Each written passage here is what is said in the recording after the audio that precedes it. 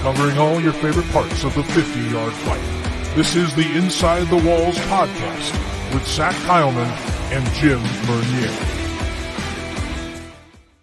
And fans of the 50-yard fight, this is the Inside the Walls podcast. I am Zach Heilman, bringing you in, as always, to the latest edition of the show. It is currently jumping on into our latest in NAL GameDay for this week, leading you into week 4 of the National Arena League season. Got plenty of exciting matchups to kick things off, plenty of discussion ahead, of course, previewing who we think will win, what keys you're going to see the game, and of the like. Let's bring in, of course, my good old buddy, pal, co-host, the extraordinaire on the opposite side of the screen. It is Jim Bernier joining me today in his Jaguars hoodie. It is NFL Draft Day as we're recording, so both of us are also we're side-eyeing that, but we got NAL on the minds. We still have that in razor focus. Jim, how you doing today, man? It is Thursday evening, of course, for the people who just listened just a second ago, but like Jaguar hoodie, Draft Day. But yeah, week 4 is here. We have a special guest joining today. If you see the thumbnail, you know who it is, Conor Blount, the quarterback for the Jacksonville Sharks. Loaded show, 3 big games this weekend. Expansion battle in West Texas, a championship rematch in Carolina, and the renewal of a rivalry between Orlando and Jacksonville. So week 4 is pretty loaded of action here in NAL, and could be an area where we might start seeing some separation between the pack and the muck. So early, yes, possibly, but still, week 4 is just when this recording tomorrow. No, yep, Saturday. Yeah, tomorrow, because it'll be Friday. Tomorrow. I'm Friday. Yeah. Confused. The next day. Yeah. razor focus. Yeah, we got a fun week ahead of us, of course, in week 4. Plenty, I think, of discussion in terms of just kind of separating out the top, maybe that middle section, as you mentioned. I think 2 of these matchups, I think, will be crucial in that regard. One of them, I think, is just you're hoping, if you are a certain Florida team, you are hoping that you get off the mat and you can get some adjustments. We'll talk, of course, about this game over in Jacksonville with the Predators traveling over to the Shark Tank at the ViStar Memorial Coliseum a little later. I might as well rattle through the rest of the matchups while we're at it. We'll, of course, get into them a bit more. The expansion matchup, as we're labeling it, the 2 new teams on the block. Fayetteville is going over to West Texas and Odessa, taking on the Warbirds over there at the Ector County Coliseum, the Hangar, as it is labeled. And then finally, Albany hitting the road for the first time this year. They're going to the Snake Pit to take on the Cobras over at the Greensboro Coliseum. Should be a fun matchup, of course, as well, as has been pretty much the case all season in the NAL. We'll dive into these a little more in depth. However, got a few things, of course, to take care of. First off, by the way, didn't say this last episode, but we will. Check out our social media. We've been really cranking things up all across the board: Facebook, Instagram, and Twitter at InWallsPod. And we've been getting a lot of new followers here on the Twitter side of things. So appreciate all the new follow and attention from you folks over there on the Twitter sphere. But yeah, make sure to follow us on those platforms. Also, hit that subscribe button, by the way. If you haven't watched the video version, why not jump on in? Go and join a lot of the new subscribers we've been getting too, by the way. That's been also nice. Passed that 200 sub count recently. That was pretty sweet. So thank you all, especially new folks, for tuning in to that. And as we've said on not this show, but of course another one, click that bell, builds morale, makes us feel pretty happy, and you get to keep up with the latest episodes throughout the year, which, remember, we do 2 a week, so you definitely want that bell put on your subscription if you don't want to miss anything past or future with the NAL season as you go along. All right, kicking things off as well, we got to talk power rankings. This is the game day segment after all. As we were saying, power rankings, or as we're calling them polls too. Some things have changed. The NAL, they got the coaches involved now. They're getting the coaches' opinions and building a poll and putting it out. And this was a great new piece to their website and to social media. They've been starting to post a few more things lately. I got to give them kudos. You got to give props to the league when they're starting to do more social media, more outreach type of stuff to build their brand. So awesome here. As you can see, we'll go with the coaches poll first and kick things off. You can tell right away, Gunslingers are ranked on top. Empire hold that number 2 spot. Jacksonville right at them with number 3. Fayetteville holds steady at number 4. Then you got Carolina, West Texas, and Orlando rounding out the rear. And it's funny, we'll jump over to the media poll in just a second, but Jim, I mean, this isn't too far off from what us on the opposite side of this equation have been thinking leading into week 4. Honestly, we can both say between us three, or the four of us who voted for our poll, two teams are very similar, how close they are in both polls. But especially for the coaches poll, this is just what the coaches think themselves. And it makes them, honestly, when we think of polls and rankings and how we do it, it just tells you that what we think, what we observe as listeners or fans and as people who cover this league, that the coaches have the same similar feelings like we do. Which is which it means that we're doing a good job, probably. And B, it just tells what the coaches think how the league is at this time. And of course, every poll, every coach's poll, every media poll, every power ranking, it changes. And especially in professional sports, there's rankings are rankings. If you're in the top 4, you're in the playoffs. Those are the 4 positions you need to matter the most when it's all said and done here in the NAL or any league that has a postseason format. Yep. Absolutely. And I think a lot of this is, of course, respecting the talents up top and some of the recent scheduling, like talk about last week. I mean, Albany doesn't even move after the loss, but I mean, that's also coming at the fact that one play difference, one jack out of the box call difference. And we're talking about a completely different game here too. Mm-hmm. Of course. And I think that also stands out when you see the Jacksonville still right there as well. Cause I mean, San Antonio definitely deserves that one, but I mean, boy, it has been hard fought for the top of the league in this early going of the year. Yeah, it's early still, and you'll have people saying why the certain teams are not their position, and a lot of criteria changes from game to game or scenario to scenario. But in this case, when you're undefeated in the league, you should be clear cut number 1.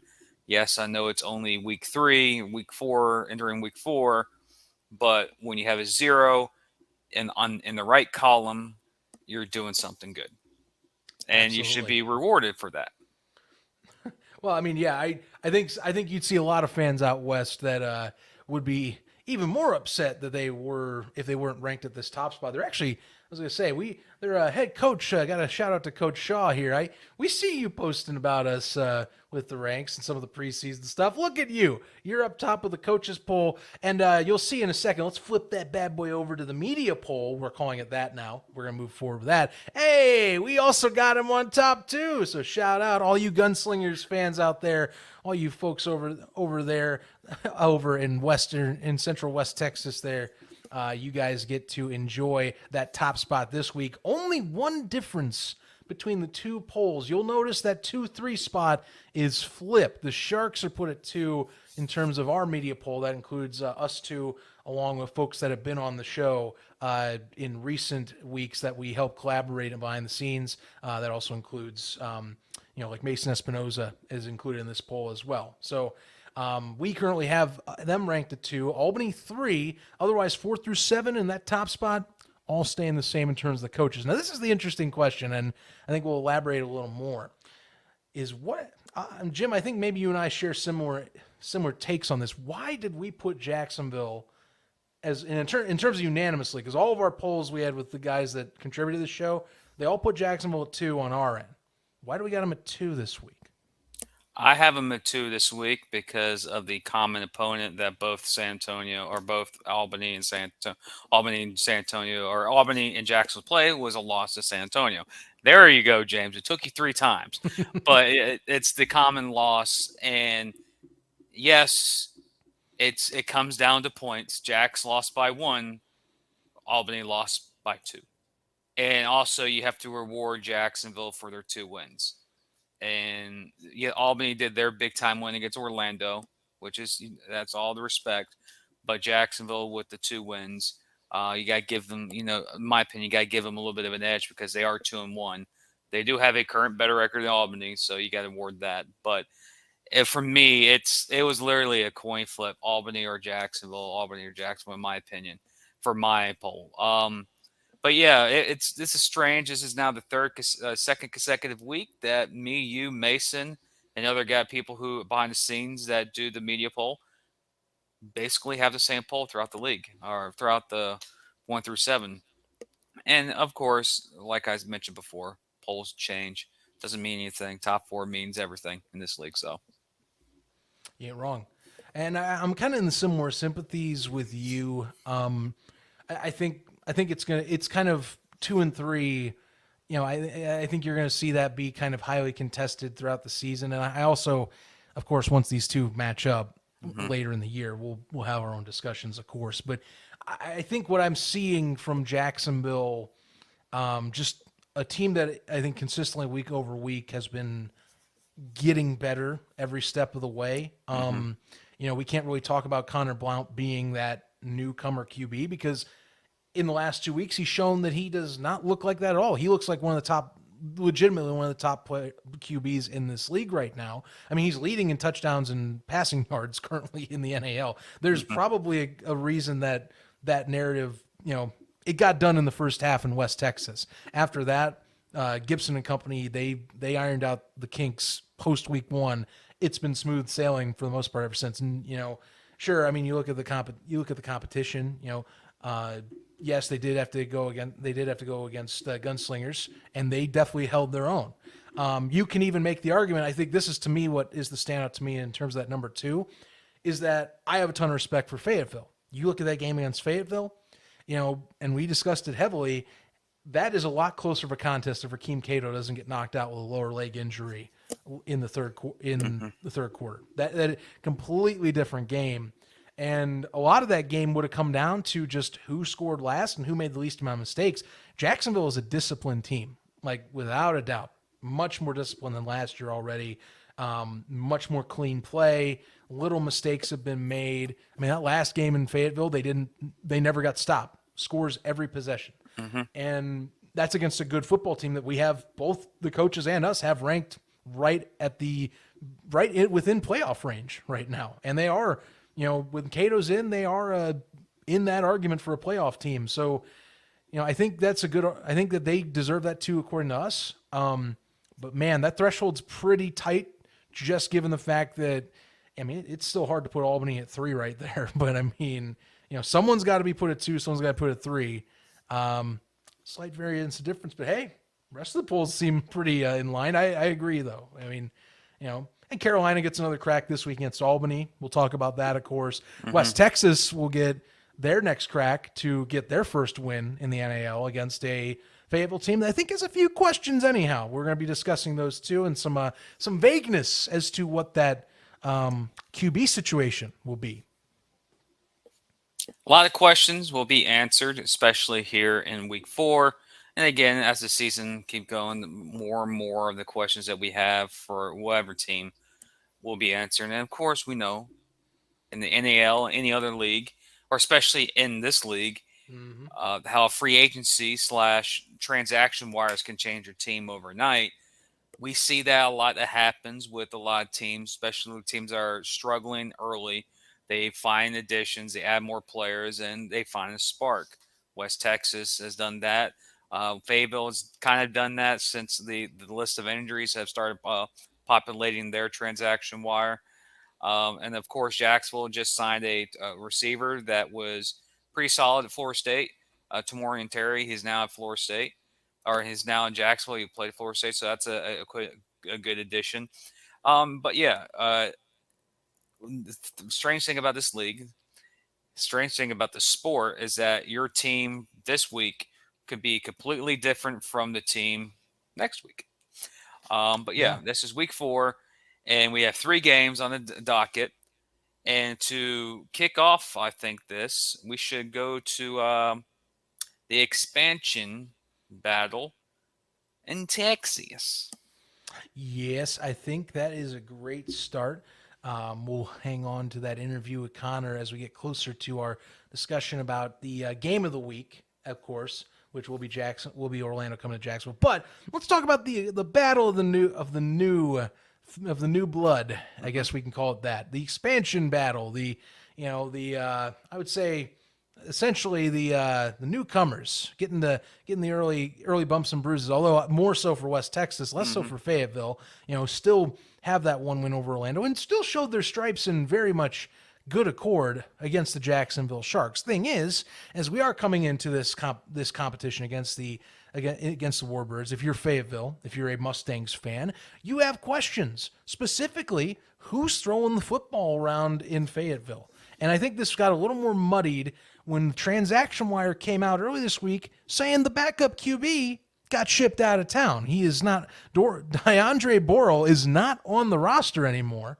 Rakeem Cato and company, they haven't hinted specifically if he's healthy yet, and we won't know that until probably post-show when the injury report does come out on late Friday nights usually. So that'll be fun to be looking out for. Definitely check that out. So you got to if you're making picks like we will be, you got to factor that in. Do you risk taking a pick not knowing who the QB is? Now, credit, no other QB that we are aware of is on that roster right now except Cato, and no transactions have come across that have said otherwise. But the NAL, if there's one thing you'll know, some transactions come post the game week too. So again, that's not even certain that you can say that it is Rakeem Cato, because it could be a transaction coming in very last minute to where the commissioner and company can't get it out in time for the week. So a lot of stuff you have to put into factor. Also, if you're Fayetteville, you just had, they did a solid job against Orlando, but out of your two games, you had a pretty terrible defensive performance against Jacksonville. No stops, didn't just a lot of miscommunications I felt in the secondary, and you get to play a West Texas team. Now, credit, they got 2 bar balls and some special teams touchdowns on Carolina, but Daniel Smith and company look like they figured it out a little bit more. They did just pick up a nice lineman addition on the recent transactions wire. They're building up their weakest point of what week one was a problem, which was their front three. So Fayetteville's got to get some adjustments pretty quick. It's not as bad as like if you're playing Albany or San Antonio, but Daniel Smith still can, when he's on, he can still shred you for some points. And they get to play at home now. And they need that type of performance this week as well. One of the reasons why is because, again, the question mark in Cato. Is he healthy? If I think their emergency quarterback is James Summers, because he did do that in Carolina. Now, that is true. That is very true. He did play QB, so you are right. That's one thing I think could possibly be the factor in this game is the question on Fayetteville and the quarterback scenario. But how Daniel Smith played 2 weeks ago in Carolina, how West Texas's defense was, reading the one thing that I've noticed is that their defense stepped up 2 weeks ago against Carolina. They were reading the plays. They were picking off Henry. They were picking off McCollum. They were getting their team in positions to win. And it came down to the very end, crucial deuce that by TZ Stevens that made Carolina win. Now we look at this game, and honestly, we can say that the kickers may not be used as weapons, more as just, get the extra points. Maya's pretty good. He missed 2 key extra points against Jacksonville last week that I think really altered their game plan. But again, quarterbacks are the main reasons. But yes, West Texas has been doing a lot of stuff on the free agent market to beef up their offensive line, up in their interior. One thing I noticed about both these teams against the common opponent of Jacksonville, they both lost the line of scrimmage battle in both games. But it comes down to Cato. If Cato's healthy, Fayetteville has a explosive offense that can go wire to wire, and we've seen in Orlando. But Daniel Smith in Jacksonville, it's Daniel Smith and West Texas. If we get him that performed against Carolina instead of the performance we've seen from Jacksonville, West Texas has a good shot of doing something in this game. This is going to be one of those games where it comes down to who is starting for Fayetteville. If Cato is starting, then Fayetteville has a great chance of winning this game. If it's James Summers, you're going to have a dogfight both sides. But if we get Daniel Smith from the Carolina game play, we might actually have a very entertaining game. But again, previewing this game is very hard when you don't know who the quarterback is going to play for Fayetteville. If it's Cato, answers a lot of questions of what this game is going to be. But for this game, it's going to be unique. But for me, I'm just looking at the healthiness of Fayetteville. Hmm. They did go through. It's just not Cato. There's a couple other players that got the injury bug as well. And of course, let's see how West Texas rebounds after getting a quality game in Carolina. You're back home in your own facility. Let's see if they perform well. And plus, what benefits Fayetteville or benefits West Texas, they're home. They don't have to travel. Fayetteville has to travel all the way from North Carolina. So let's see what traveling does to a team of that distance. But yeah, in this game, it all comes down. One's a team's Fayetteville's very beaten up, um, and West Texas has had a week to recover from week two. So it's a lot of little strange storylines that can pop up. But again, the biggest one is Cato. Is Cato healthy? Is he going to play? Or if he is healthy, what type of Cato are you going to get? Yeah, if he is healthy, I have a lot of questions there. And again, stuff that wish we had a little bit better answer on. It's just Hmm. that that injury report doesn't officially come out until Friday. Yes, it's not. Yes, you'll see in the interview we had. You can't guarantee that's also going to be accurate. It all Hmm. depends on really just last minute availability and what they've been planning on all week. So we will see very much that's the case. I think to me that question though lingers on. I think in terms of what West Texas does defensively as well, because we saw this very much present at the end of that game with Jacksonville coming to the Crown Coliseum in week 3. That Rakeem Cato, his maneuverability in the pocket helps a lot with this front three. Helps them buy time, helps them very much move their offense and keep in rhythm. He's an extremely mobile quarterback that doesn't have to rely on staying in a crisp pocket or having to maneuver a pocket in the traditional sense where it's kind of sliding up or down or left, Hmm. right. He can just get on the run, throw it awkwardly on a sidearm across his body. I don't, even if it's James Summers, if it is him, you know, I don't know. I have not, from what these film I've seen, I don't think he does it as to the degree of Cato. I know he is a little more mobile, but I cannot guarantee you're going to get the same escapability or kind of elusiveness, which makes me believe that you're going to see Tate Smith and company over in West Texas turn up the heat. Hmm. And that might be a deciding factor for this contest is that West Texas, game one, that's what kept them in against Jacksonville. Besides, of course, maybe some early season jitters. Defensively, that's what kept them in the game for about 2.5 quarters. Against Carolina, you had solid special teams play, getting guys down there, and defensively, they were keeping them in the ball game too. This one, I think you can take advantage of a line that maybe compensates a bit thanks to their quarterback. That could be a turning of the tide if you get Kerry Starks active and hungry right out of the gate. If he's coming around the corner and gets 2 sacks in this game or something, able to get a strip sack, ends a drive on 4th down, that's going to be vital. I think that pressure for West Texas will be huge in this game. If Cato's in and he can move normally, then that I think gets eliminated. Then we have a whole nother ball game. But that looked like a pretty severe leg injury. I still am kind of iffy on if he's even going to play Hmm. because your point on James Summers being an emergency QB and the fact he has played QB. I mean, that's the thing that is the lingering factor because with that being in the cards, and I mean he had to get carried off the turf too. Hard for me to pick, but you'll see what I'm talking. You'll see. I might be surprising some people here in a little bit. Might It not. Might be happens. might be revealing something. Might not. Who knows? But that is something you got to take a gamble on if you're a Mustangs fan or if you're someone that's believing the Mustangs will be walking out of Odessa with a second victory in their franchise history. Hopefully. Hopefully, yeah. But for West Texas, get a home win, get in the losing streak as an organization, and get back in the win column. Yeah, but for them, honestly, this is the perfect time for them to strike. If you want to beat Fayetteville, get them now when there's a lot of questions about the health of on the Fayetteville side.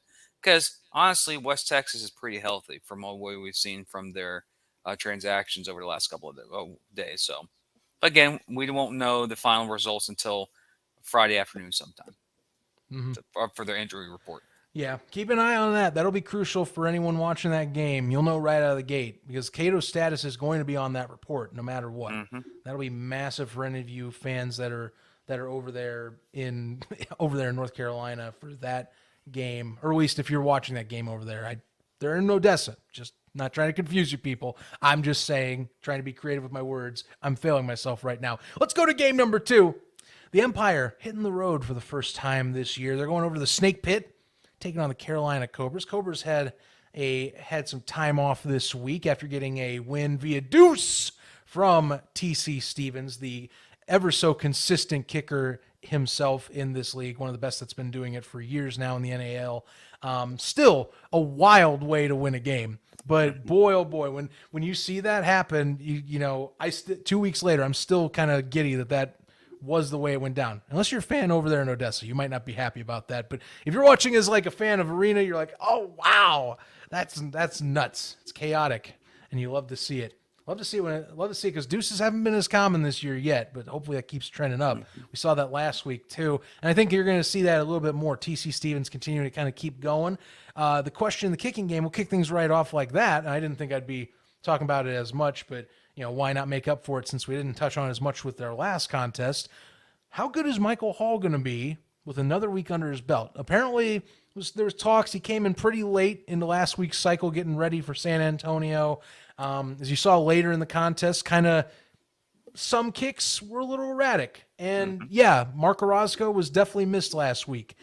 Can he clean it up and be a bit more consistent? Because otherwise, the rest of this one, I mean, it really boils down to, you know, how much more leaps are we seeing Malik Henry take, and can they play a bit more mistake-free football than the Empire do?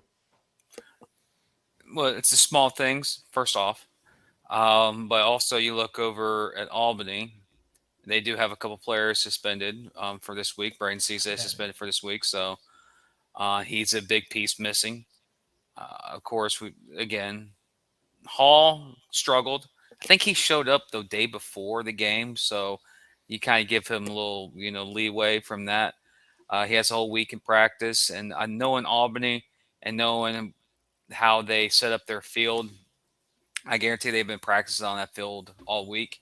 So I expect a better performance by the kicking game. But I still give the edge to TC Stevens and Carolina right now. But it is the Albany Empire. It is Sam Castronova. It is Darius Prince. It is that team that is the Albany Empire coming off a heartbreaking loss last week. Carolina is hosting an Empire team that is looking for revenge from past week. A lot of Albany people think they've, especially I guarantee the fan players do, felt like the game was taken from them, and now the next game they're going to really rip someone's soul out to win. So I'm getting that vibe from Albany for this week. But of course, you go over on the Carolina side, healthy. Malik Henry is now the official starter there. He game against West Texas was very good. Played against a team that was a very fast defensive team. West Texas was very quick, agile. Guys were, collapsing on the football, reading the reads pretty well. And Henry was executing. Albany's defense is a different beast than that. They're more power than speed compared to West Texas. Again, this game is going to be similar to the championship game. Two teams, very similar rosters from last year. This is the rematch game. The key differences is, of course, Carolina doesn't have Bain or Coach Resinado. One of the key differences is Malik Henry in this game. But you look at other transactions. There's a transaction there this week for DJ Myers. Come to find out, that's not the DJ Myers that we know. It's another DJ Myers. If I'm correct or not. So, well, I actually got clarified because DJ does text me. Mm-hmm. That's the league putting in the last name wrong. Oh, okay. And it could also be a little confusing because Okay. his brother Guy Yeah. did get picked up by the Cobras. That was announced, so that is happening. Oh, so DJ there's a also, Myers. So. yeah. There's apparently I think it's 2 because the way it's looking is that you have, DJ was out of the USFL for a little over a week. And I think the way it looks is that besides his brother getting signed, he was going to go back to Carolina to play. However, his rights now are going on the exempt list for other leagues because he is going up. Remember, the NAL doesn't scrutinize leagues above its own or the 50-yard game. So he is back in the USFL as of this week. So he is now under their rights again for this year. So if he gets cut again, he can go play in Carolina and be on the same roster with his brother. But I think that's what happened. A little confusion and someone having a typo with his name, which is surprising given he is the Iron Man of the Year from last year. How do you, I'm sorry guys, how do you misspell his name? It's in your system. So I have to knock you on that one. But that, for some clarification, both Myers brothers are technically in the league. One should be on the roster now. The other is rights are on that said roster if he leaves the Memphis Showboats again. So there's that. Guy Myers will be the backup in this case. Remember, Charles McCollum, he got released after 2 weeks after the game from 2 weeks ago, which from sounds of all things, that was a business decision again. I think James Fuller, remember, he brought in Malik last year with Coach Resinal to back him up after he was let go from Jacksonville. They had some good success. He knows the system. Fuller trusts him and, helped him lead him to a win against West Texas. And that's where we're going so far. So we're continuing to see the journey of Malik Henry growing as an arena quarterback these last 2 years. And the offense actually played better once McCall went out. When Malik came in and was the number one, the offense in Carolina moved more, was more precise, was more up tempo, and he was making like Malik Henry. Like we talked about how Cato is night and day from last year. Malik Henry's night and day from last year. Like he's reading, he's doing good reads, he's throwing the dump offs, which we critiqued him on that last year. He did a lot against West Texas, and his deep ball is one of the best in the league. It's nice. So he has the teardrop pass, he has the dime, and he has the stuff that dumps off. Problem was with when he was in Jacksonville, he only did one thing, and that was throw deep. And teams feasted on that because they knew what they were going to do. Oh, Malik Henry's going to throw to one guy. He's going to throw to Uno, doing this, an out route straight, boom, right. And now in Carolina, he's not doing that, and that's a maturity in the game, in my opinion. But also, it helps open up an offense to be more lethal. He's a talented quarterback. There are talented quarterbacks in his league, and Fuller with him now leading the charge in Carolina. Their offense is pretty potent once it starts getting going. He has key weapons all around that offense. Does. Yeah, I think I would have to say that is absolutely, I think, why they did it, was they wanted to spark. He definitely came out. It seemed like that second half was kind of a breath of fresh air a little bit. And that's not to knock Charles McCollum. Obviously, he is definitely an added commodity because he got picked up in the IFL within days of being released. So, it's just that sometimes that system doesn't fit or the philosophy of what's needed doesn't fit either. And I think Malik just being there again this year, back-to-back seasons, same offensive coordinator, it mixed well. And I mean, last year he came in and Fuller kind of settled him down and helped them lead the Cobras to win crucial wins with Bain being out last year. So, the fit's still there, and it's a lot of guys he worked with last season that he should have some chemistry with, like Evans or Smith, of course, over there too. So, I think it'll be a call that's pretty solid. Now, will that be enough to beat Albany? I think that's the question. Now, Coach Ware and company, the week of chaos from week 3 has passed. It's been quiet week, which is, by the way, thankful. I'm glad it's been quiet this week because, dear God, I would have lost it on this show if I had another week of people spamming messages on a certain Facebook group about certain things. So thank you for making it calm. And especially the team's probably happy for that too. They get to go on the road. And again, 1 possession loss. So, that's one, I think, if you're Coach Ware, and I know Manas would feel the same way too. They're both like-minded in this. it's definitely looking at the film from last week and going, man, we did not play our best selves in that second home game. And you know darn well history of this team and the rosters they put together. They don't do very often, at least they don't do back-to-back off weeks. You're going to probably get one of the better versions of the Empire you'll get all year in this one, because it's a get right game on the road. Not to mention, last season in the regular season, sure, they got the best of Carolina in the championship, but they didn't get a win in the Snake Pit last year. Those were tough loss games that they played against the Cobras. They lost all their regular season matchups against Carolina last year until the championship. Well, I also have an interesting stat for Albany. They've only lost to 2 coaches or 3 coaches. 2 of them were on the same team. Yeah. Travis Shaw, Coach Rez, Coach Fuller. That's right. And Coach Fuller was a coach for the Jacksonville Sharks when they beat they beat Empire in 2021.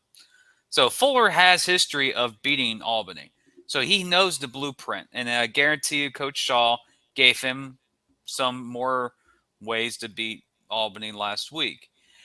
It's just, in my opinion, for Albany to bounce back, they have to play their game. They're going to play it. Sam's going to play their game. Prince is going to do Prince type of things. It's not just a chess match between these two teams, in my opinion. It's more of, can Carolina survive the early storm? If Carolina can survive the early storm against Albany in this game, they have a fighting chance in the second half.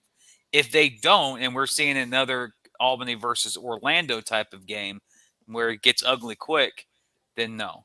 One thing that San Antonio, I mentioned this to a couple of our friends from San Antonio. San Antonio survived the storm in Albany. They did. Meaning they when they got down early, they didn't panic or collapse. They stuck there, and they made a play here and there later in the second quarter to make an interesting game. So basically, the same thing Carolina needs to do. They need to survive the storm.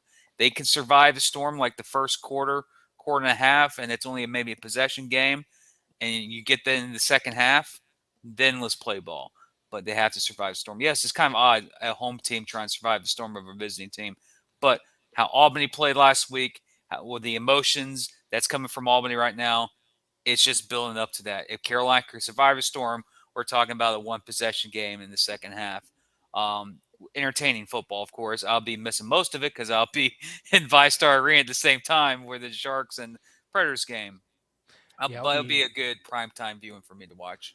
Yeah, sadly, that'll be a rewatch for me. I'll be in Detroit for a USFL game this weekend. So, you're not going to visit Little Caesars? Nah. No, I'm afraid not. No, but I would not put it past me that if there's as long as there's a Little Caesars, I guess, in Ford Field, I'll probably go maybe sneak some crazy bread and like some dipping sauce or something. We're stopping at a pizza place before the game anyway, so I'm probably just need to be like, all right, we're not pizzaed out yet, but like we're gonna have to like wait till the third quarter or something. But yeah, I'll have to miss that one. That's going to be a good one too. And I'll tell you, you brought up a great point, Jim. Not just Brandon Cisse being out, but Joseph Putu, one of their starting corners, getting suspended as well, which, it's weird. It's unfortunate that's been a trend for the Empire the last few years, is you'll see like a period of the season where you'll see one or two guys get knocked out with like a game suspension. Their style, they get it rowdy. They get in. It's not only the physical game, they get with you mentally, but that also comes with some consequences if you go if you aren't careful, which, Cisse's learned that the last 2 years. Sadly, Joseph Putu is now in that regard. So he's another guy that's suspended. So guys that'll have to supplement some star talent, going to need to figure that out pretty quick. Cisse to me is even more crucial because that pass rush is now down one vital member, and Malik Henry probably is given a nice nice sigh of relief after he saw that transaction. Oh, thank God.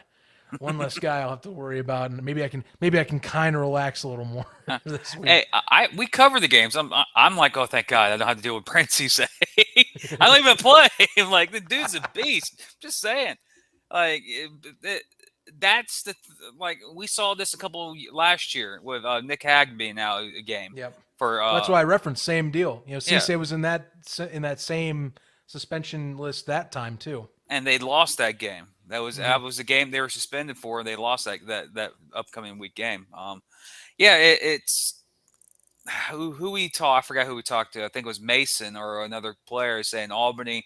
They're physical. They'll play you tough. They also play mind games with you, but it's also part of the game. If you're good in all aspects, you got to be good in the mindset game too. And Albany's one of the elite teams. They've done it for a couple years now, and hey, they use it to their advantage. And hey, it gets to you sometimes. Mental state of mind, like they say, the football is 90%, 9% mental and 10% physical. Yeah, they'll figure it out though. They still have depths of talent on that team, but it's definitely a massive loss for a game, especially one with Carolina. That this is not a team you sleep on. Again, this was a one stop away team from upsetting San Antonio week one. So you can't sleep on the Cobras. They are right in the thick of things, and you don't want to get down 2 losses already and have to worry about catching back up already this point in the year. It's a long year, of course. It's only week 4, but you don't want to be 1-2 and then possibly see Fayetteville jump to 2-1, or even West Texas get their first win, and then you're stuck in that middle group to start things off. Unique territory for Albany. If they drop this game, and let's just say hypothetical, both Jacksonville and San Antonio, or Jacksonville win, San Antonio's only 1. There are 2 games behind Jacksonville and 2.5 games behind San Antonio for home field. For that too. And that, even though it's so early in season, you want to keep it within a half a game. You don't want to get behind a game and a half or 2 games. It's so early in the year as well, but it'd be weird if that didn't happen per se. Just because it's the Albany way since they've come back. But again, they know. Coach Ware definitely knows. This week they are going to be like pounding it even harder. We were off by 1 play. We can't let this one slip. We need to play better and course correct things as we go. That's just how the Empire way has been since this has been established, since the Manas Ware era came in 2021. Final game on the docket before we jump in. Obviously, we got the game of the week with it being Orlando taking on Jacksonville over in the Shark Tank. Always a fun one with fans of these two. In recent years, this has been a great matchup in terms of fandoms colliding. Both sides, whether it's been a 5-star, whether it's been an Amway, you've seen teams fans travel really nicely and fill in arenas. So I'm going to be looking forward to seeing Preds fans in the stands for this one as well. Special offer, by the way, $20 tickets for the game for the Predators sections that they reserve. So, $20, take a quick trip over to Jacksonville and you can have yourself a fun time over there at ViStar. Maybe have some banter with some Sharks fans. Maybe say Jim and say hi, something like that. Could happen. You don't know. Possibly. But have a good time. But I'll be the drunk guy.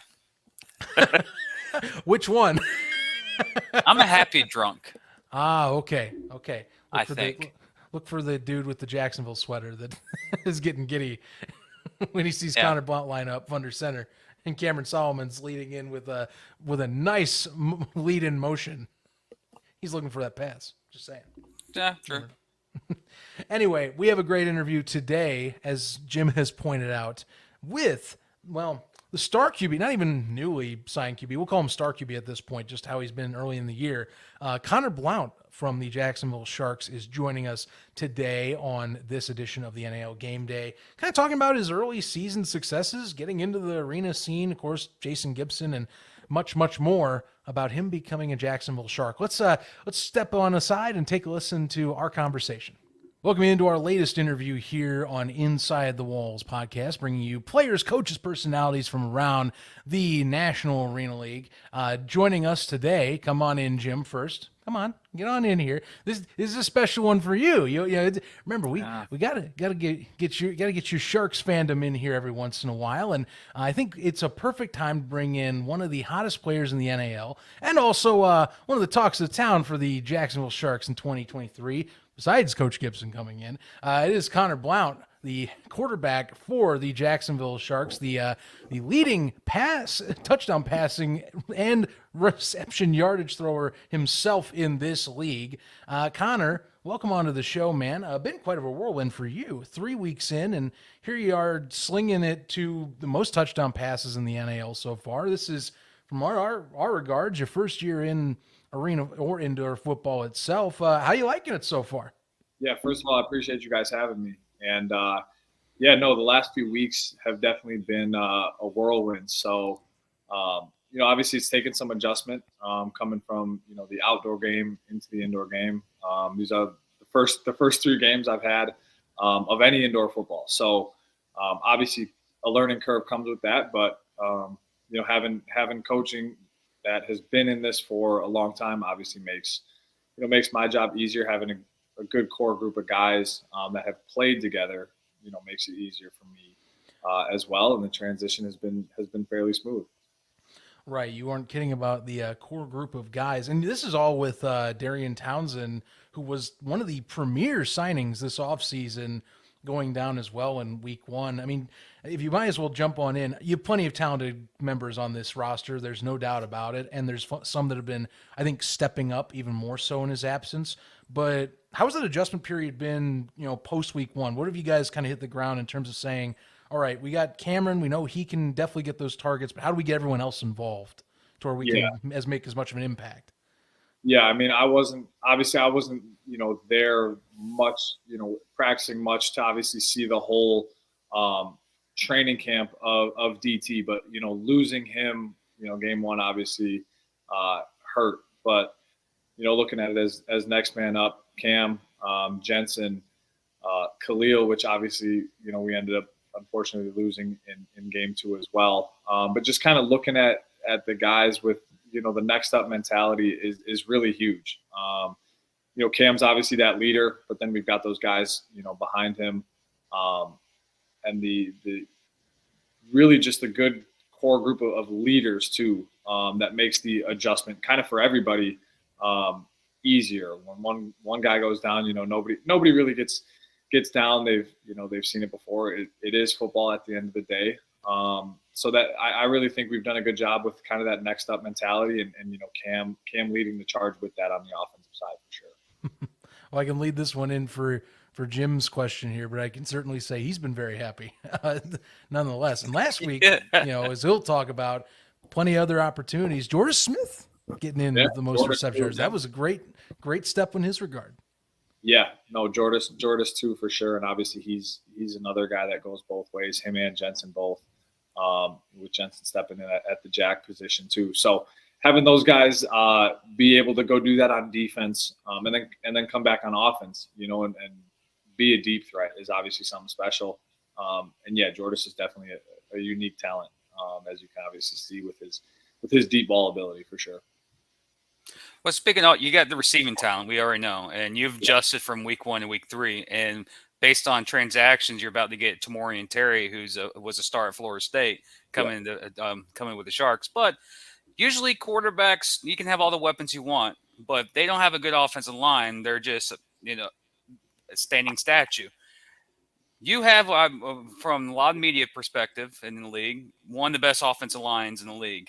How does it feel playing behind an offensive line that knows they're going to keep you from not getting sacked and keep you putting up these ridiculous numbers in the first 3 weeks of the season? Yeah, obviously it all starts with them. I think just seeing, I think it just kind of goes back to how close everybody is, as a team. Those big guys definitely lead the charge. If you turn on the tape, a lot of times they're the first ones in the end zone, waiting to celebrate too.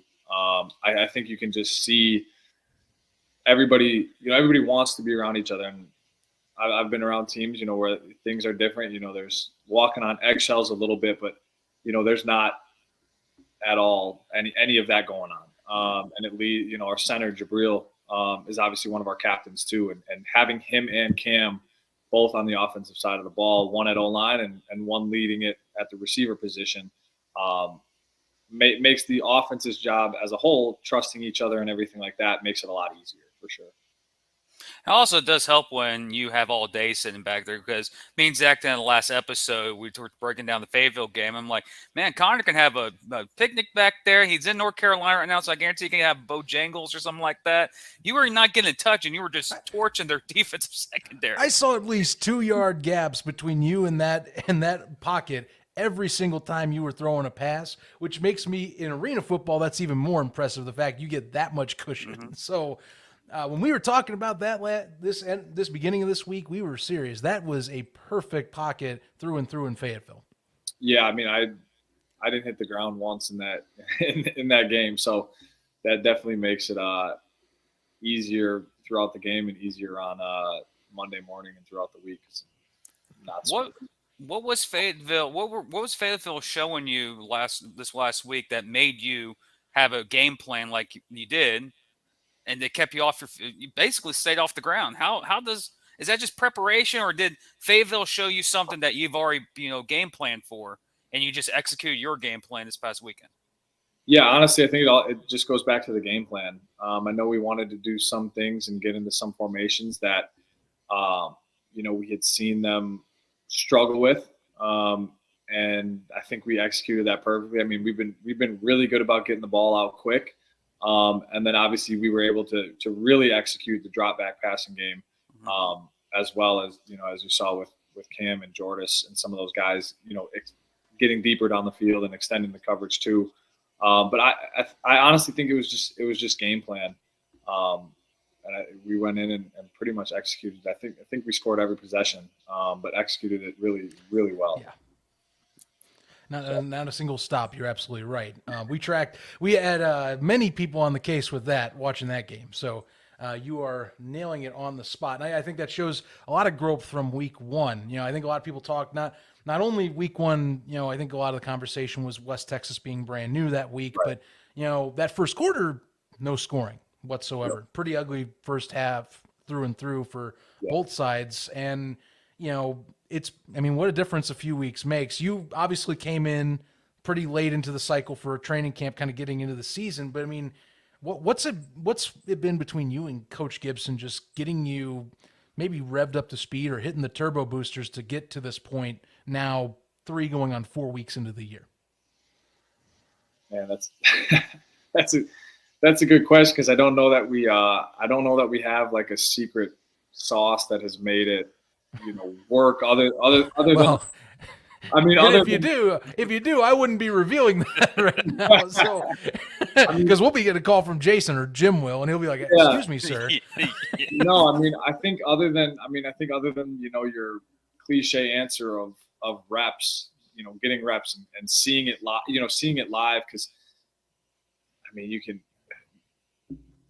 really getting over the transition from outdoor to indoor it was kind of more like a mind thing than it was a physical thing, because it's just learn and also learning spacing and things like that, where you're almost shrinking the field in half. I think it's just speeding up a bunch of those things, and you don't. The one thing that makes it nice is you don't have 10 different protections and 15 different defenses and things that you're kind of trying to learn while you're learning an offense too. So really just him making it simple and finding spacing on the field and breaking things down from, really from square one is kind of what made it go. And then now that we're kind of in a rhythm, makes it easier to continue to, do what we can. You basically answered the question. We have another co-host on our show who does recaps for us. He's a former quarterback for Jason Gibson, Mason Espinosa. He even stated, like, when did it start clicking for you? Because it's a hard transition from outdoor to indoor. He wants to know when did it start slowing down for you these first 3 weeks? Yeah, definitely wasn't the first 2 days of practice. I was ready to say the hell with the indoor game. But no, I would say, you kind of hit it on the head. It was kind of, that first half was, kind of like a deer in the headlights a little bit, because you're like, this middle linebacker can, if they're good, they can essentially cover the entire field from that 5 yard and in mark. And then too, I think the biggest adjustment too is a lot of like the timing of it. But I would say, I think in the second half of that first game, I think we really started to take a turn as far as kind of just getting in a rhythm and realizing, don't overcomplicate it. And then, going back to the San Antonio game, I think we were like 79% completion, really efficient on offense. I think we had 1 or 2 series that game that we wish we could have had back, and then going into last week. So I think it was probably the first half or post first half of that first game where things kind of started being like, okay, this is let's not overcomplicate. Let's get back to what we know we can do. And then now, like I said, now just continue to build and see where we can go with the guys that we have. Mm-hmm.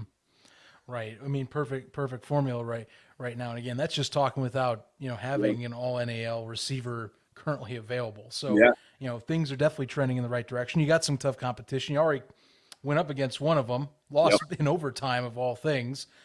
Still got Albany on the deck. Actually, it's pretty competitive across the board, all things considered, coming in. I mean, I'm trying to think here, talking, I don't even think for college, you could even equate something where it's that this many teams in a league or conference could be pretty much looking at your chops and having a chance to beat you any given night like this. Even if it is a football term, it just feels very much like, even with the Sharks being so good, like 1 through 6, it's so close to me. Even 1 through 5, if we want to be a little bit more realistic personally. Right. Yeah, no, absolutely. And obviously I'm still getting adjusted to obviously all of that. But yeah, from what I've heard, from what I've seen, it's definitely close at the top. I think, what is it? San Antonio's won by a combined 4 points. Yes. In their three victories. So I also think you're kind of seeing, at least for me, you guys have probably known this, but just the value of every single possession in arena. I mean, you talk about the kicking game, you talk about the 1 point, the 2 point. I mean, it's definitely every single point, every single inch of the game matters for sure. Mm-hmm. Possessions mean more than turnovers in this league sometimes. So yeah, 100%, 100%. And we kind of learned that against San Antonio. Like, you made a clutch pass in the overtime, and we're like, okay, we just need a defensive stop, and it's over. And just Arvell Nelson, Kyler shot. I'm like, dang it, those two, man. It was such. I was in that game. It's like, you made a clutch pass in that overtime 2 weeks ago, and I'm like, yeah, it clicked for him. He knows his game now. He's gonna be elite. And then San Antonio gets the ball. I'm like, okay, Sharks, just get one stop. Yeah, and it never happened. And I'm like, those dang possessions. Yeah, no question, totally. Yeah, I wish we could have that one back for sure. At least a couple possessions. Well, I mean, we'll have another chance out of San Antonio, but I think it's not until late May. But we will. Yep, absolutely.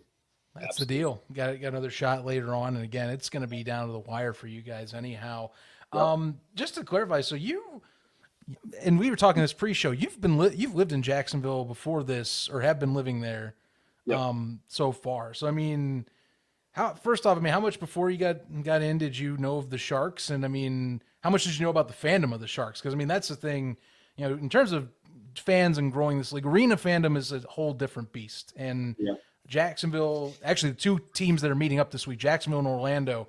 It's a whole nother ball game with these two types of teams, and they're like, it's a big deal in these communities.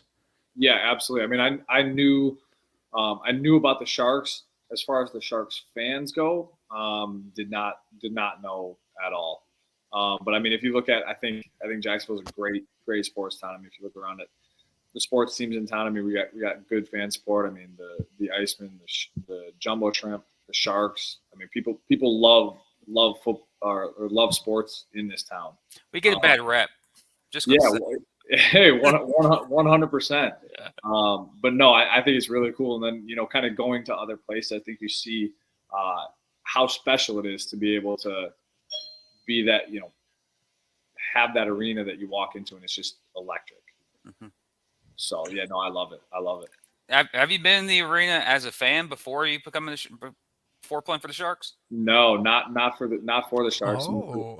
For the Icemen, that's it, but not for the Sharks. Well, the Icemen, they draw a pretty good crowd too, just as good as the Sharks. So yeah, that's one thing that's when you're playing for the Sharks. We ask a couple of players, and sometimes other players from other teams, like, they can't wait to play Jacksonville because they go to Jacksonville. They know they're going to play in a hostile environment. And I go, I really, really, really want to see this throughout the league. Like Yeah. Orlando's another. We're playing Orlando this weekend. Yep. It's in the friendly confines of iStar, though.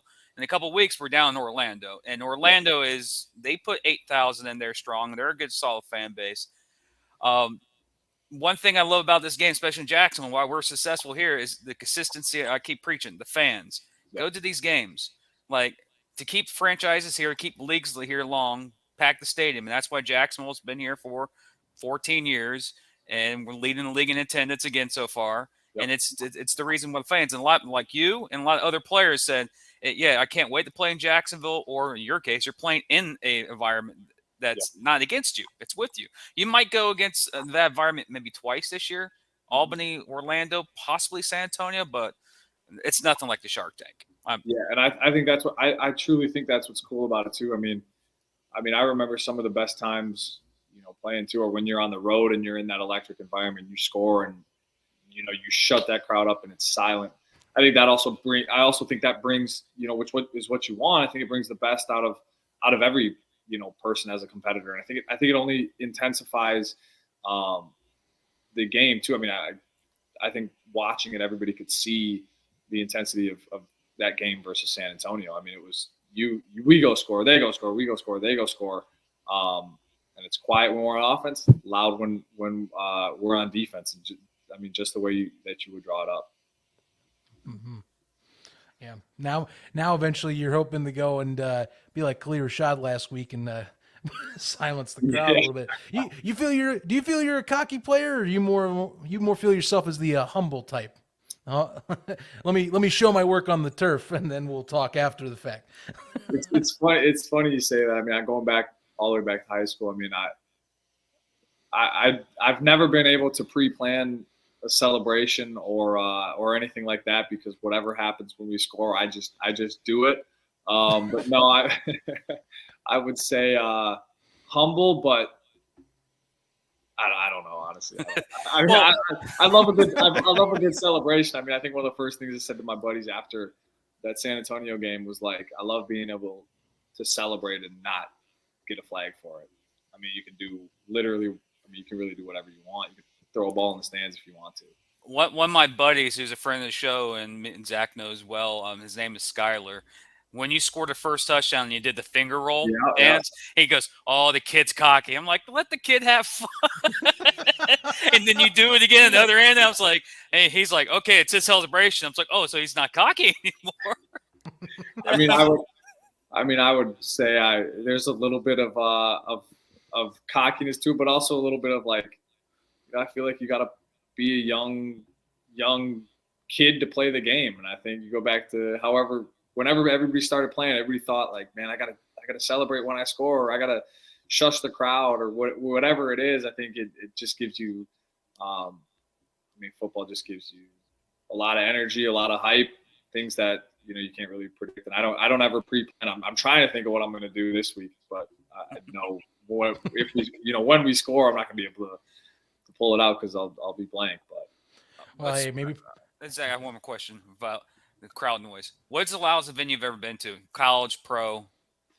It's hard to beat. It's hard to beat the Horseshoe, Ohio State for sure. Yeah, for sure.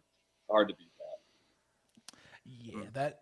Yeah, I'd say is kind of that's pretty up there. Not gonna lie. Mine's the Swamp, but I was as a fan though. Yeah, yeah.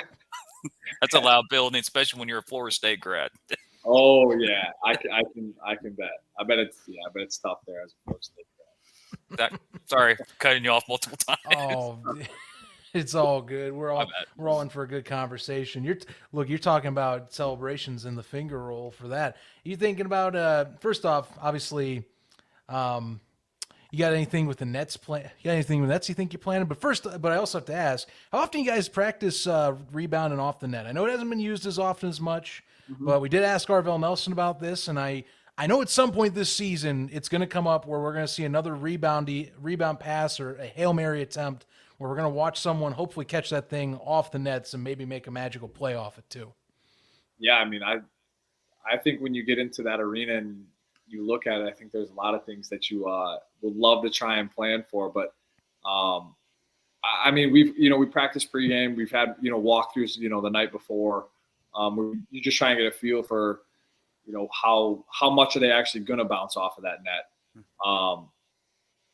But I mean, just not a bunch. I mean, I don't want to throw it off that net and have it go into defenders' hands to the fault of the net. But it's definitely different. I mean, you get down. I mean, just from a quarterback standpoint too, of throwing the ball away. I mean, you can't, an outdoor ball, you sail that over the head, put it through the back of the end zone. But not obviously not in this game. So it's definitely different too from the quarterback perspective. Well, Conor, I gotta appreciate your time jumping on the show here. Final thoughts, of course, going out. Any words for Sharks fans, and what are maybe perhaps a goal you want to accomplish at the end of the season? Obviously, I'm not. One caveat: you can say championship if you want, but I feel that's the easy way. I want to hear like a personal goal or something team wise. You guys have discussed. No, championship's good. Bring the championship to Jacksonville. Well, look, that's the layup. Like some folks are probably, if I've asked that in the past, they're probably like, well, of course he's going to say champion.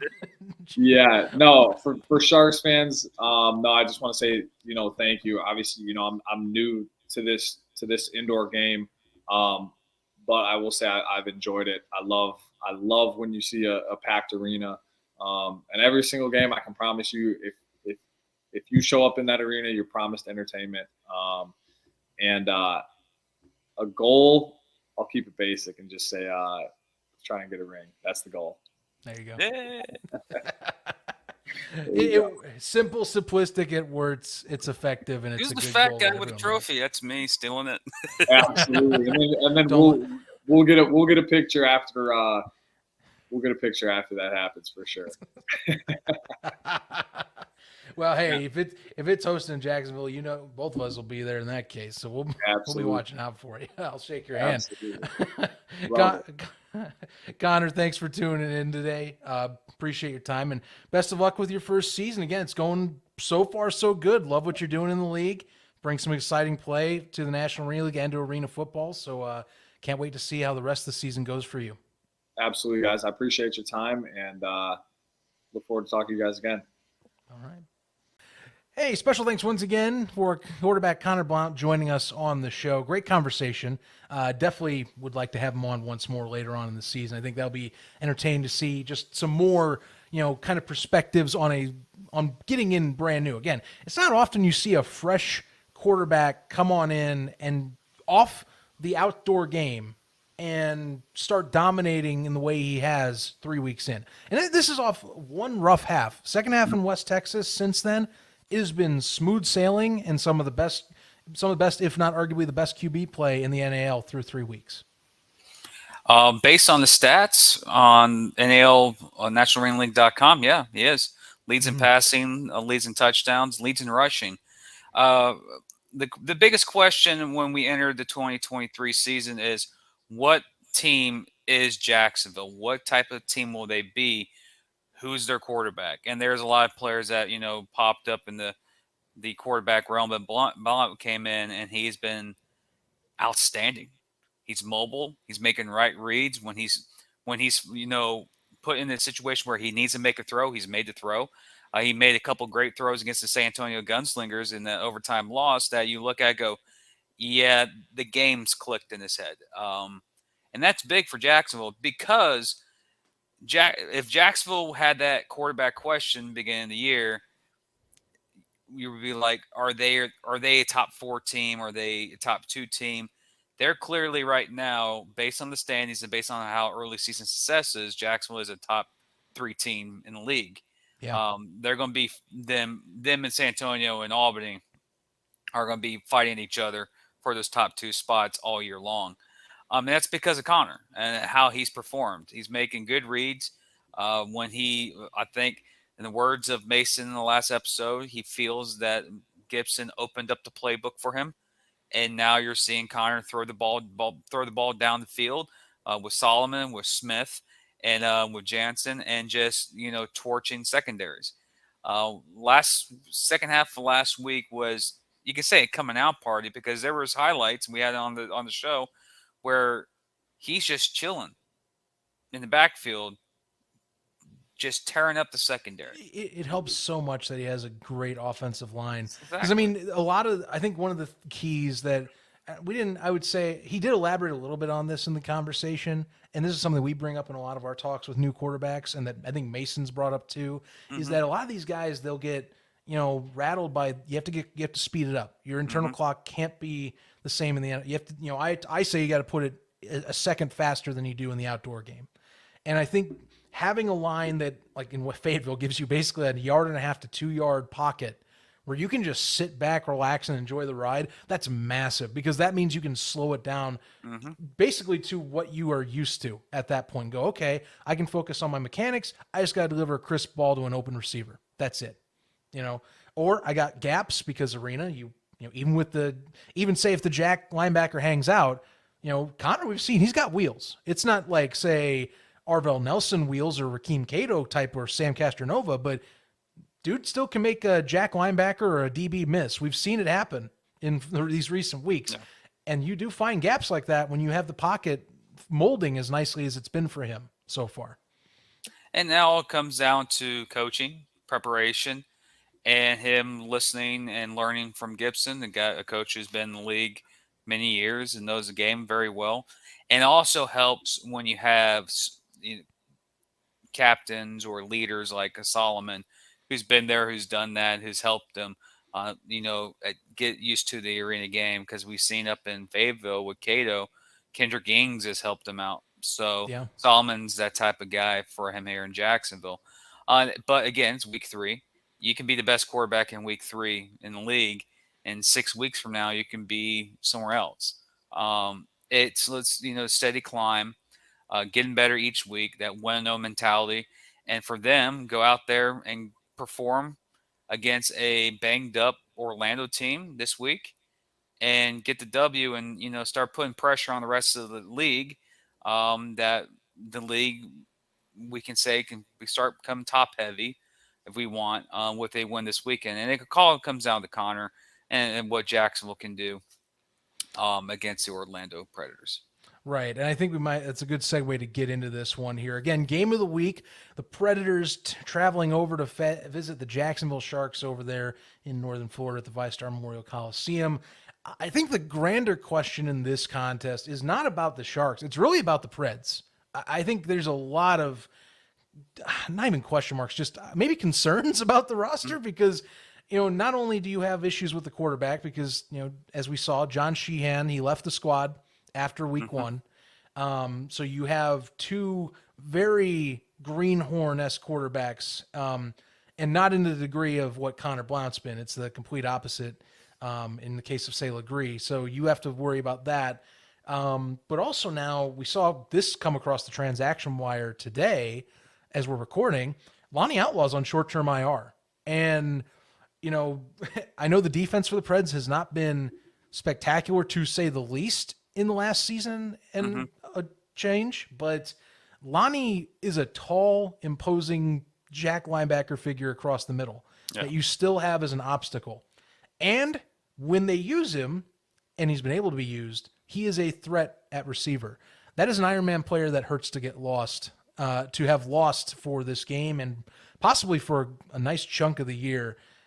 I mean, Herky Walls, I can only say so much as I feel bad for his squad right now, but there's no time for that. You have a game day coming up. And I think the only question to me and you, I think, is what do you do as Orlando to combat Jacksonville? Because I think this is out of all the games this week, this is to me the most uneven one of all 3. How to combat Jacksonville is trying to get Jacksonville out of their game. One thing that Jacksonville has established in the last 2 games under a Gibson team is short, intermediate routes and the run game. Jacksonville likes to run the football. That you've seen it with both Conor and Anthony Johnson. But for Orlando, for them, they have to get Prince Shinola involved early and often, and more often, and every single play. Just throw it to him, keep throwing to him, keep throwing to him. Get the point. Clarence Williams as well needs to step up big. The stars of Orlando need to play their A game, because Jacksonville and how their team is organized and how Jacksonville's pretty healthy, ladies and gentlemen. Orlando is not. So Orlando's going to be without a couple of key components.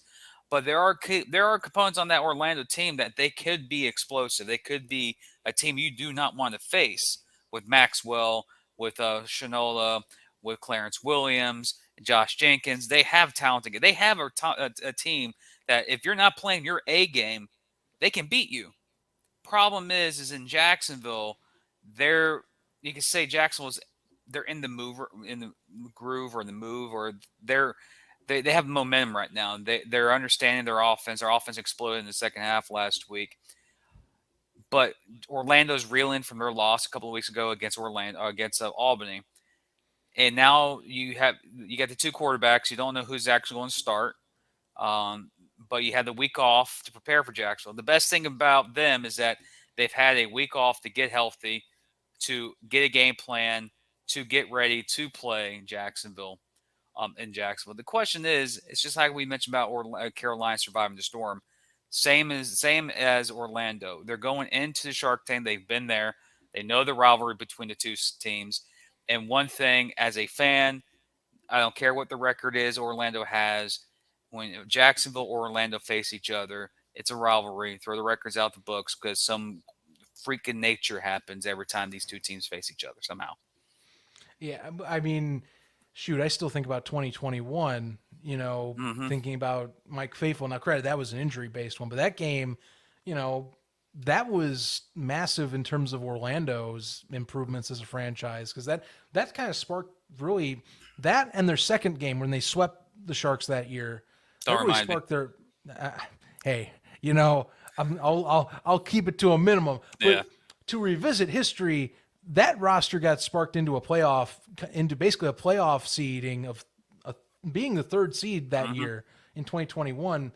Just getting a nice win over an opponent and just kind of getting some positive momentum. And I think that's something that, I almost feel bad for the way I led into this segment, but I feel like that's what the Preds need desperately, is just some sort of positivity. The last half a season plus has just been consistent. I would say same level of just kind of, if you're an Orlando fan, you've been grabbing your head or your hair a lot the last about year or so. And I think you just want to see something good go in that direction. Yeah. And it's going to be, and that's the thing, it's going to be kind of hard because Joseph Hess, I'm hoping the progress was made given the fact that they had an extra week to do so. Oh. He was kind of thrown into a position, him and Legree, where John was supposed to be the guy, Jack, whatever name you want to call or go by.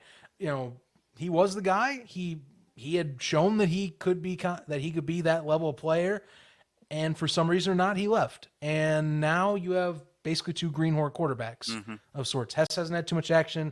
Legree has definitely not had too much action in the NAL. Both of them have been backups as of recent. So Hess will definitely get his lumps in this next game, I think, too. I am hoping it is where he looks much more prepared and much more ready to go.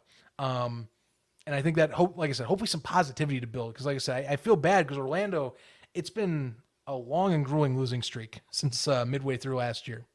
So, that's the hard part. I'll get to a fan base. Yeah. I don't care who it is. I mean, God bless you, because the Preds fans have come out. They are some of the most loyal in this league. And that is one thing. They have a great fandom behind them. Yeah. But yeah, they still a long road, I think, to get back to where you were 2 years ago. One that usually when you look at keys of the game, it's like, oh, you got to do this to be successful. Honestly, for Orlando, they have to find a way to get turnovers. Period. That's huge. For them to stay in this game, they have to get turnovers. If you don't turn over Jacksonville will walk away with this game. Mm-hmm. Because they're healthy enough. They're healthy right now.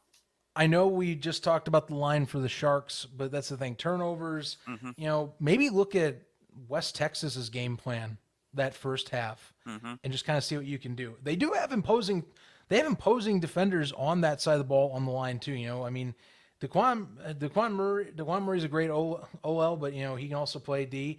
But I mean, Freddie Booth Lloyd, I've been waiting for him to get an impact. It's still early in the year. It's only been 2 games, but I haven't heard his name really called too much last year he was leading in sacks through the majority of the season until he got knocked out later on in the 2022 campaign, and I haven't heard his name really called yet. I'm kind of hoping to see that. Well, maybe you aren't, but I'm kind of hoping to see that again because he can bully people in the middle of that D line, or in the middle of that O line. I'm hoping to see that version of him come back this week because they're gonna need it. Every bit of their best they're gonna need. And I think just to get something going in the right direction, Josh Jenkins, again, tall task without Lonnie Outlaw as well in that middle. That's going to be something they're going to have to find answers for right out of the gate. Him and Devin Randall are going to have to play even better than they usually are, all things considered. And with that receiving core getting better.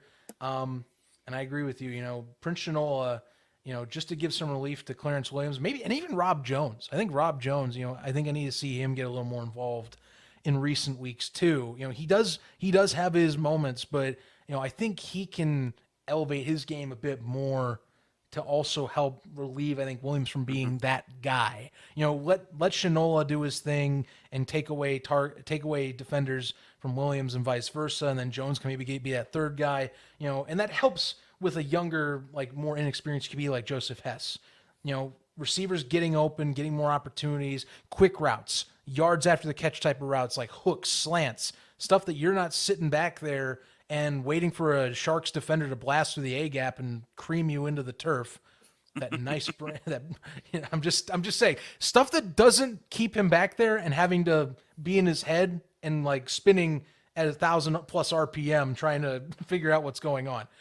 Simple, simplistic, moves the offense, keeps the schedule.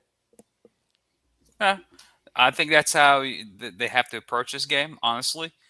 For Jacksonville, I could say a couple players that Orlando needs to keep an eye out is a former Orlando Predator, Shakai Holiness. If he's going off, you're having a long day.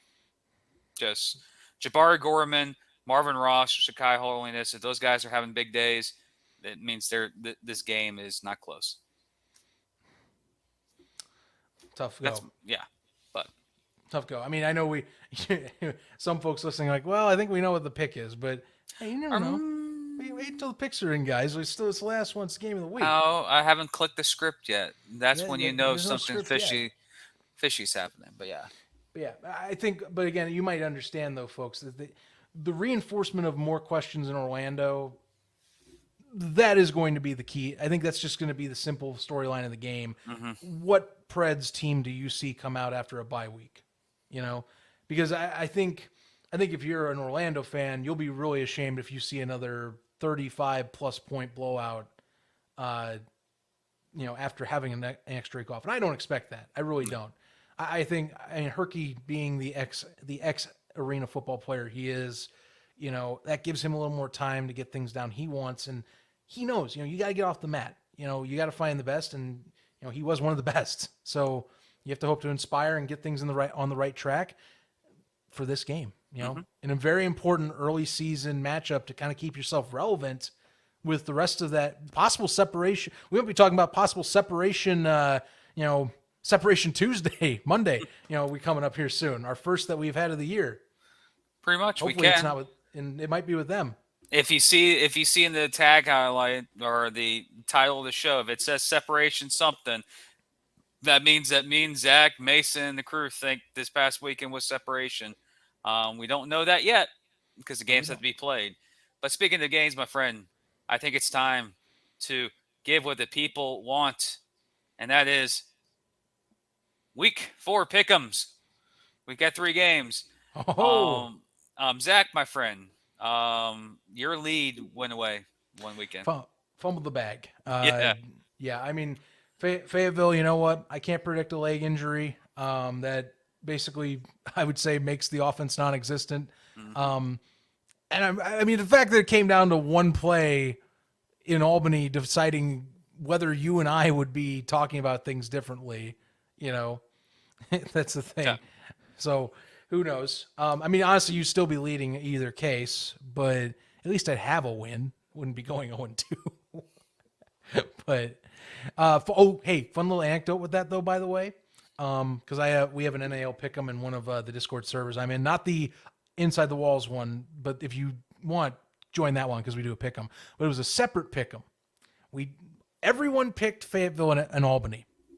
We all went 0-2 in that separate pick 'em. I am not kidding. I was like, I posted in there. I went, congrats everyone. We all missed our picks this week.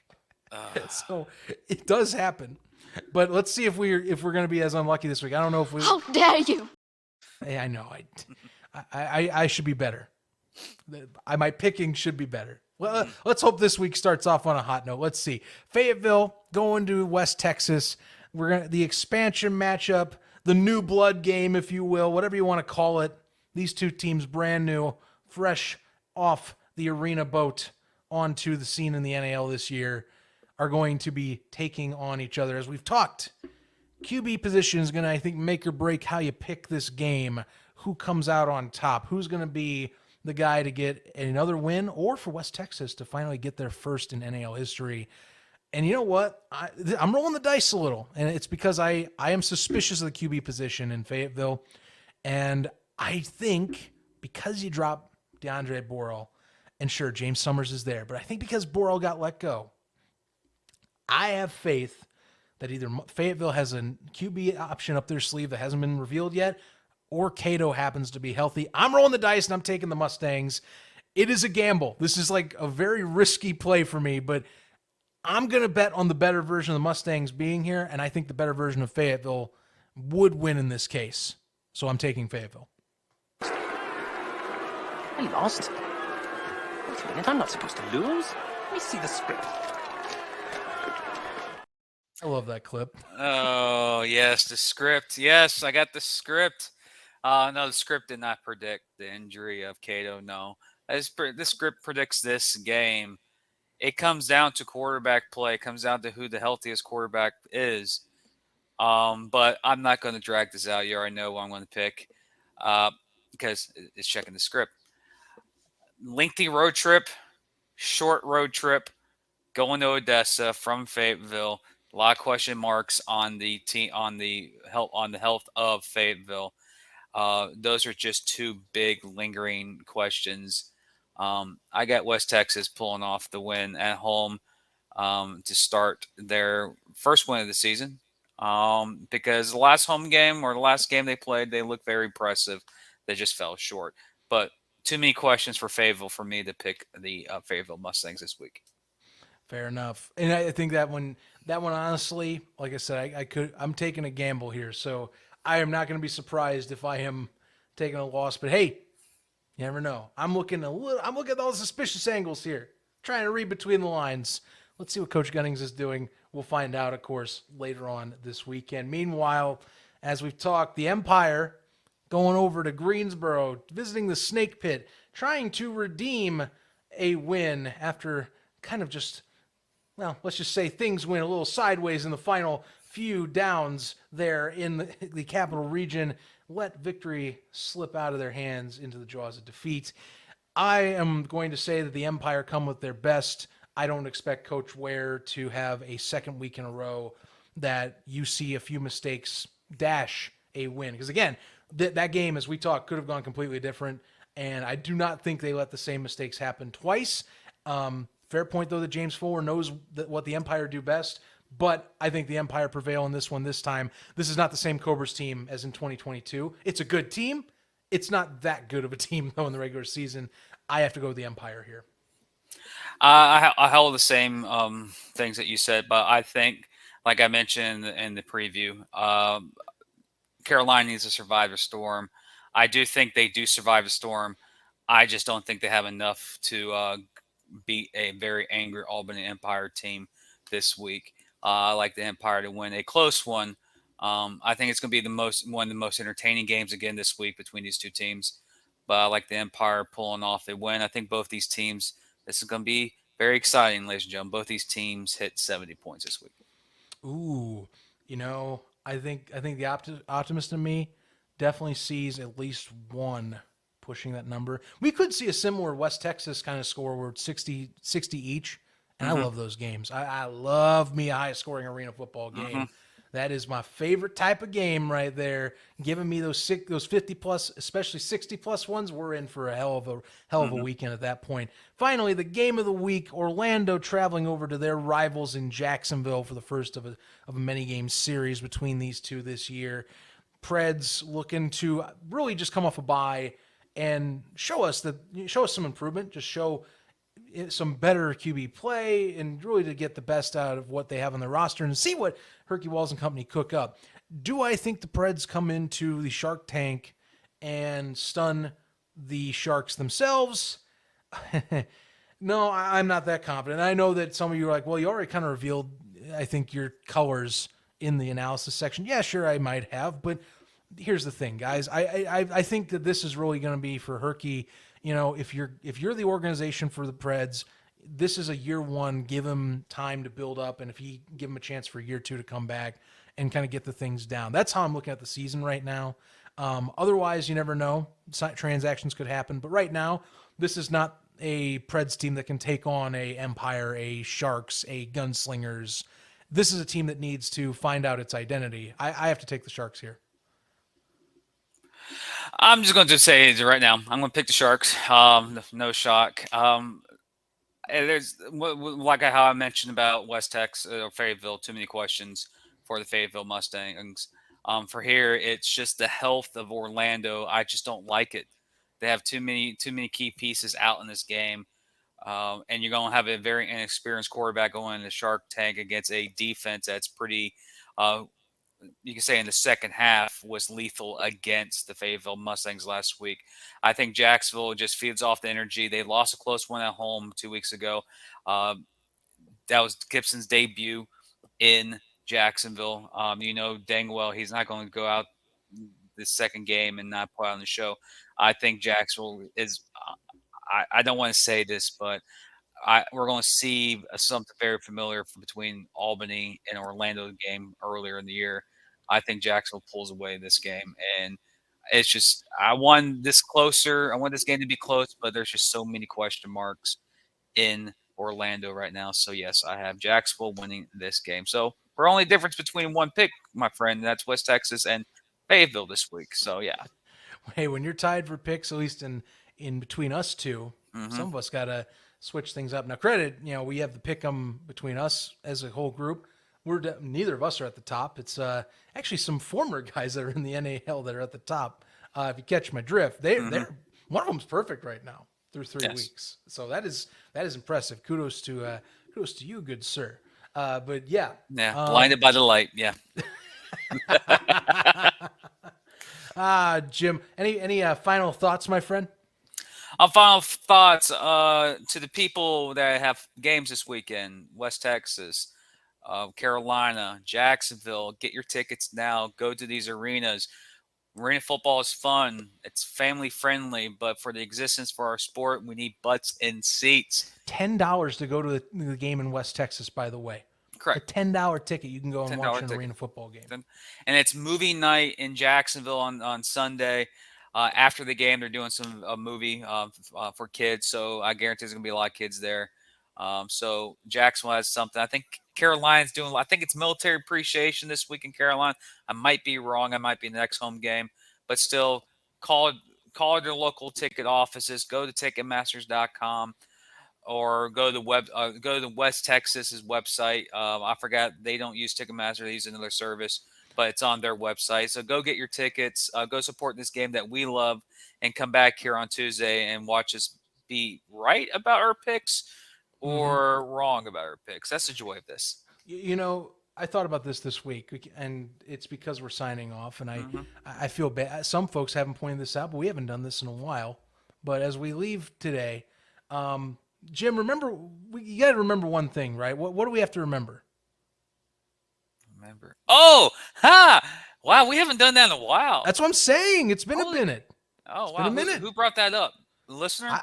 I thought about that. That wasn't a listener. Oh. I was like, after the rebound session this week, I was like, oh yeah, we really haven't been doing that. But what do we got to remember, Jim?